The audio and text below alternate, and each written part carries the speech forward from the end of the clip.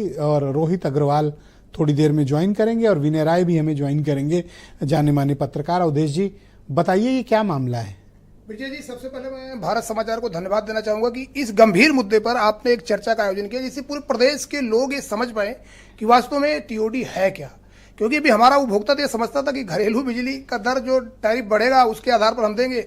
अब आज वो बहुत ही असमंजस में होगा कि रात दिन का टैरिफ किया गया, कल को आने वाले समय में एक घंटे का एसटीडी आईएसडी टाइप मामला है कि एक घंटे का टैरिफ ना जाए।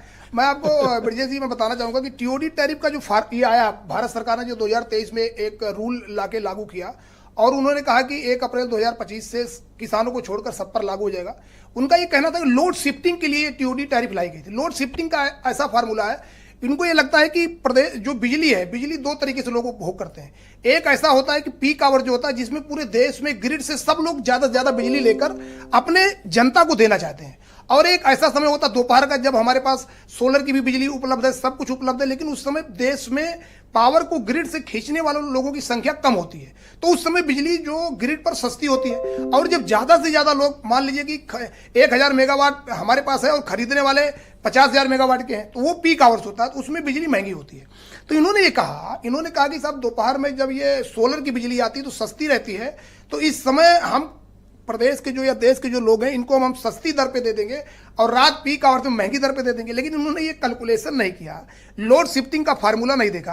ब्रजेश जी, जब लोड शिफ्टिंग, जैसे कि मैं आपको बताना चाहूंगा, जैसे उद्योग है, उद्योग के पास 4 शिफ्ट में मान लीजिए कि उनके लेबर काम करने के लिए उनके पास उपलब्ध है, तो उद्योगों के पास ये सुविधा रहती है कि उनको लगा कि जब हमारी रात के 8 बजे से और सवेरे 5 बजे तक बिजली दर सस्ती होगी तो उस समय अपना प्रोडक्शन बढ़ाने के लिए अपने लेबर की ज्यादा वो सोचेंगे इस समय ज्यादा प्रोडक्शन कर लें, और जब महंगी रहेगी तो वो लेबर की संख्या कम करके भी रात के बजाय दिन में घर रहा करें। अब वही अब सवाल ये है ब्रजेश जी कि घर का जो घरेलू मस्त आइडिया है नहीं? हाँ, जो घरेलू उपभोक्ता जाओ धंधे पे। अब घरेलू उपभोक्ता कहेगा कि अब खाना जो खाना है, बल्ब में गांव का उपभोक्ता है वो सोचेगा कि रात 12 बजे बाद खाना खाएं या 2 बजे खाएं, तब सस्ती बिजली होगी। आप ये कहना चाहते हो कि दिन में अलग रेट लगेगा? हाँ बिल्कुल, और रात में अलग रेट लगेगा, और उसका रात में महंगी मिलेगी फिर? तो आपके हिसाब से बता रहा हूँ अभी तक जो टीओडी का फार्मूला है ब्रजेश जी, अगर अभी जो हमने लागू किया -15 और +15, अगर आप दिन में बिजली का उपभोग करते हैं तो आपको जो मान लीजिए 1 रुपया का टैरिफ है तो -15 मतलब 85 पैसे में लगेगा, और जैसे आप रात होगी वो +15% हो जाएगा, तो 1 रुपया 15 पैसा आपको देना पड़ेगा।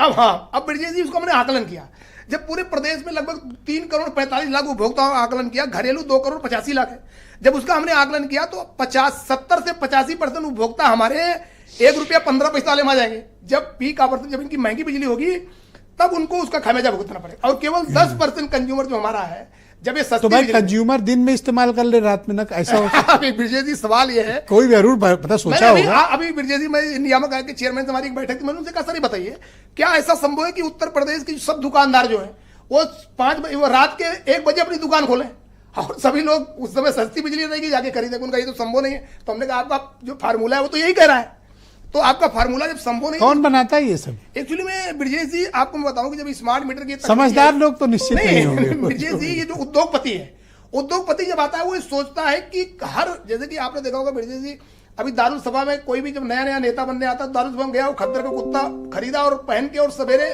शाम एकदम टन नेता बन गया, और इसके बाद वो टिकट मांगने भी कौन निकल पड़े।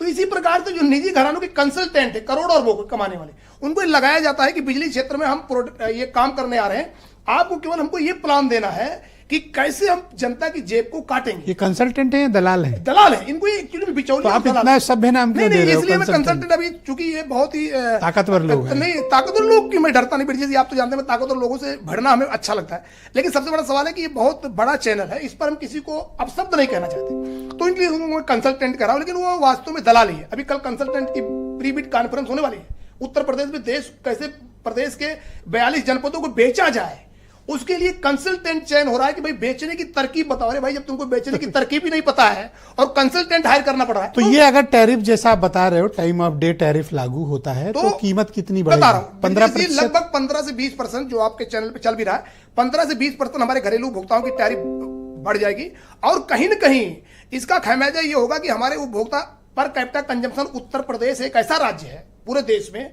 जो नीचे से दूसरे नंबर पे है, और आने वाले समय में वो हमको लगता है कि एकदम नीचे ही चला जाएगा। अगर ये बिजली कंजम्पशन में हाँ, सब कंजम्पशन में हम नीचे से सबसे कम पर है। कैपिटा कंजम्पशन जो पूरे देश में है, सबसे कम बिजली का हम उपभोग करते हैं उत्तर प्रदेश, क्योंकि यहाँ महंगी बिजली है। ओके। गरीब जनता नहीं उपभोग। जैसे ये लागू हो गया पर कैपिटा कंजम्पशन ब्रिजेश जी 629 जो साल का आ रहा है वो आ जाएगा 500। थैंक यू अवधेश और हम जी। नीचे मैं पहुंच जाएंगे।